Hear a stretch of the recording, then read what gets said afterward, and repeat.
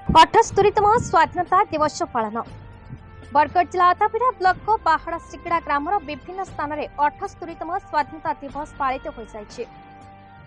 उक्त कार्यक्रम यथाक्रमे आंचलिक डिग्री महाविद्यालय, आंचलिक उच्च माध्यमिक विद्यालय, सरकारी आंचलिक आदिवासी उच्च विद्यालय, लाल डोलेश्वर सरकारी नोडाल उच्च प्राथमिक विद्यालय, अरविंद पूर्णांग विद्यालय, हाटपथर शहीद जनार्दन सिंह प्रतिमूर्ति निकट में जमीदारपड़ा और ग्राम पंचायत निकट में स्वाधीनता दिवस पालन कर समस्त महाविद्यालय, स्कूल, कॉलेज तथा विद्यालय छात्र छात्री वृंद एक विराट रैली करी ग्राम परिक्रमा करी विभिन्न स्लोगान माध्यम रे नारा देथिले। एथिरे अध्यापक, अध्यापिका, शिक्षक, शिक्षयित्री, बुद्धिजीवी, माँ मौसी तथा पंचायत सरपंच महोदय तथा तांको स्टाफ और जनसाधारण योगदान करथिले।